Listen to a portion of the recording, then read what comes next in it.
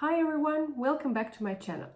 Today I want to talk with you about the second pillar of the ESG, the social aspect. I personally think that this is the least reported one from the corporate perspective. There are a few reasons for that, and one of them is that the social element is less defined compared to environmental series of metrics that we report on. And the second is that it's not as easy to measure, as a lot of this data is confidential. Having said that, few things have changed today. Legislation has developed and more guidance is available. In addition, best business practice also sets the benchmark now.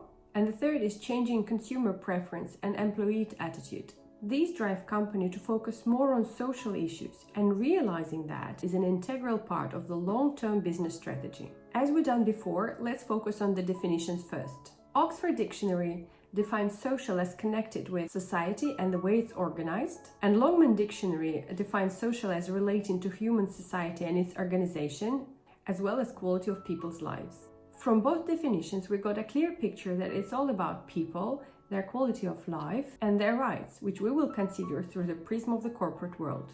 People are central to any business, and the way how people are treated directly or indirectly through the value chain define business success. One scandal around the employee, customer, or unhappy supplier, one human rights scandal can create a major reputational damage and lead to substantial financial losses.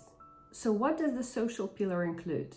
Employee relations and diversity, equity and inclusion, working conditions, health and safety, employee training and development, labor standards of the supply chain, privacy and data protection, community relations, maintenance of human rights, access to education, healthcare, finance and communication tools. So how shall a business decide what of these elements are material to them, what to include in their social strategy, and which ones to prioritize? First, we shall be guided by the mandatory requirements of the national legislations. In many countries now, reporting on gender ratio and gender pay gap, as well as inclusion of ethnic minorities, is mandatory. For example, SFDR reporting in the EU.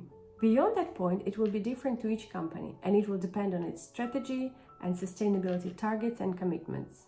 Here, company will have two options. The first one will be that the company can be following one of the recognized frameworks. For example, reporting on SDG that covers social aspect and human rights, PRI or GRI reporting that have a social reporting section as well. Or the second option, where the company will define the list of their social related KPIs, they will set them, they will set the targets, and they will keep reporting on the current progress. The variety of such social reportable metrics is endless, and the company can implement them gradually, year to year. Let's review a few in more detail. First, let's take diversity, equity and inclusion as an example, and we will look at it through the prism of gender, age, education, ethnicity, marital status and disabilities. The maximum level of disclosure on diversity, equity and inclusion will be on 3 levels: workforce, senior management team and the board composition. However, a company can start just reporting on diversity including age and gender and take a level that is easy accessible. For example, either board composition or the workforce, whichever is easier, and then add other diverse elements to it year on year. Second can be a fair pay, living wages and other labor practices. Here you can report on gender pay gap and gender bonus gap. And again, you can take the level that is easy accessible to you. If it's easier to get information about the workforce, then do that. If it's easier to access information about the board, you can continue consistent reporting from the diversity, equity and inclusion and carry on here, which will also form a very nice holistic picture about the board.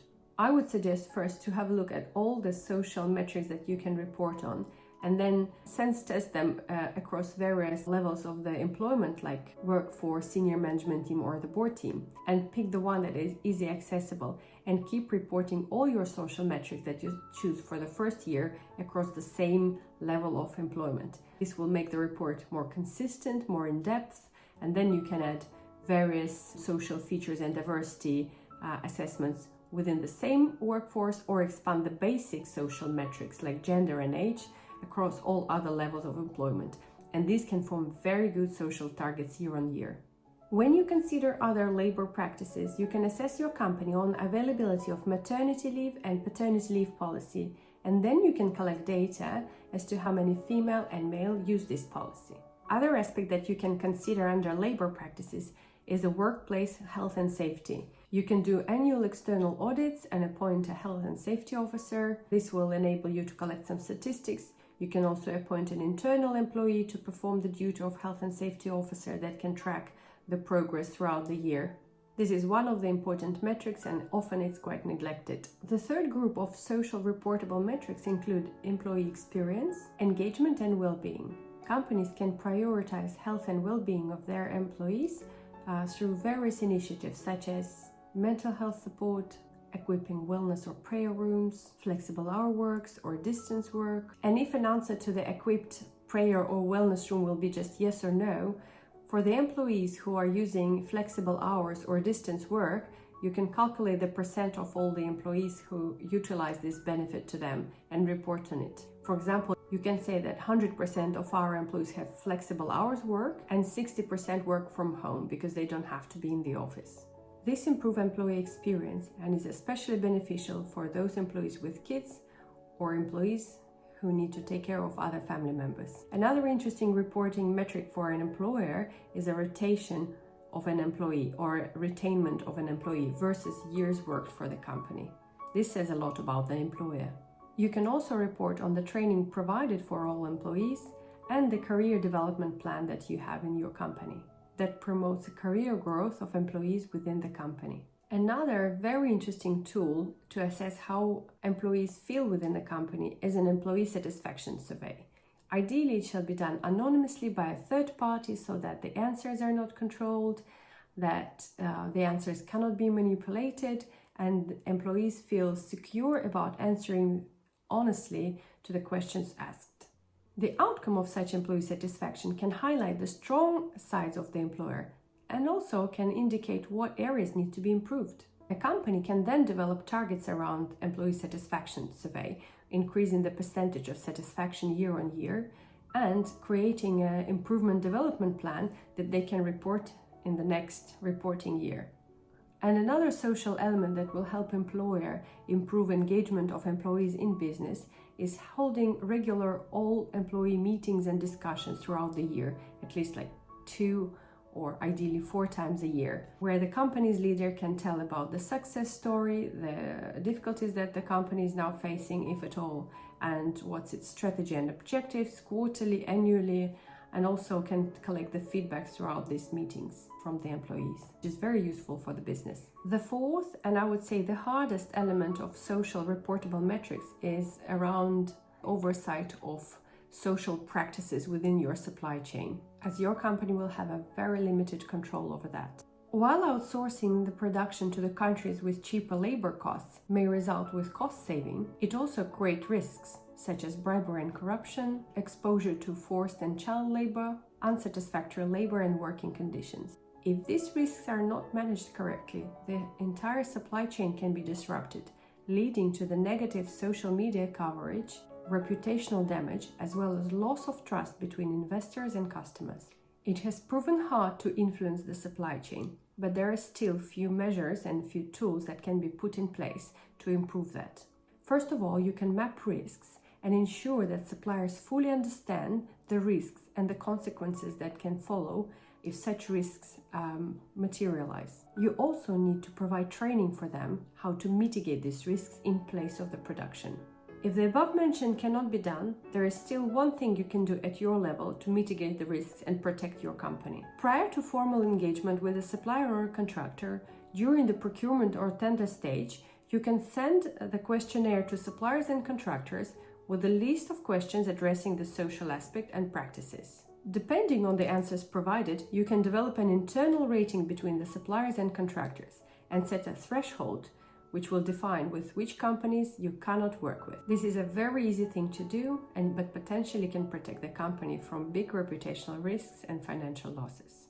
This is becoming even more important as the new laws are being introduced that can hold companies liable for any violation. As an example, under the EU law, the large companies operating in the bloc are said to be held responsible for environmental violations or human rights abuses committed in their supply chain through new corporate social responsibility standards.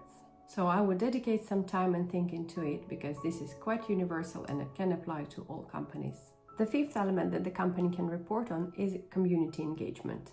A company can do that by reporting on volunteering hours or funding of social programs for the community or charitable donations for the community. Here, the companies are not bound to any specific charities or social programs they need to engage with, but the only suggestion I would do is that such engagement must be local, not only where the company is registered, but where its most operations are held. So following on from our discussion earlier, the quick step plan of integrating reporting on social pillar can be shown as follows. Find the performance indicators that are easy accessible or that you collect already, put them in a comparable reporting period, collect it for a few years, and the data will set the trend itself, and it will show what can be put in the targets for the next year. You can be guided as a starting point by GRI reporting standard because they have the whole block on social aspects and human rights, or by the SDGs guidelines set out by UN Global Compact. Your initial business target can actually be selecting those social KPIs and social metrics that you are going to report on, and the next year target can be collecting the data to them. And once you have the data for full two years, you can then set targets and objectives for improvement. And such improvements shall not be dramatic. The targets for improvements need to be realistic. For example, you don't assess your value and supply chain at the moment, and you have a target to ask specific questions on social practices to all the companies who you are going to engage in the new year. And the first year you just collected the questions, and for example the outcome is that 70% of the companies you deal with do not have human rights policy, and the next year improvement target would be to make sure that all of your companies that you deal with within your value chain have this policy, and you can either share a draft or address this aspect with them following cooperation with them. And be sure that the company will respond to that and will welcome your comments, because this is improvement for them as well. When you define the reporting format, you don't have to be scared by huge volumes of the reporting you can see in the corporate world. You can have a 1-2 pager reporting on social aspects, but with consistent, comparable data that is easy accessible, that is verifiable, and which is transparent. You can then issue it as a standalone sustainability report or integrate this data into your company's annual reporting, which will make your company's reporting more holistic. The one thing I will reiterate again is be consistent with your data, reporting metrics, and the methodologies that you use to calculate any other ratios, so that the data in the end of the day is comparable. If changing methodology is inevitable process, do so and make a right disclaimer, and you will have to reinstate the previous year using the new methodology and the current reporting period, so that you can compare 2 years using the same methodology, verify that it's done correctly, and set the trend for improvement for the next year. And again, another brilliant way not to forget this is to use GRI reporting standards, or at least the GRI reporting index, that will allow you to track all these changes of methodologies if you have to have them. As a small conclusion, I just wanted to say that we can do a lot addressing the social aspect. And yes, some elements are hard to track or report on or account for. The direct and indirect impact that we are going to do through the influence of these practices brings massive improvement to people's lives. As mentioned before, a person is a core to success of any business, and a person that is taken care of within a business or a supply chain is an amazing benefit and amazing support to business. Such person is productive, creative, engaged, supportive. Business success is then becoming meaningful to his life as well. And this drives the success stories. Thanks for watching. If you like this video, click like and don't forget to subscribe to my channel. See you later.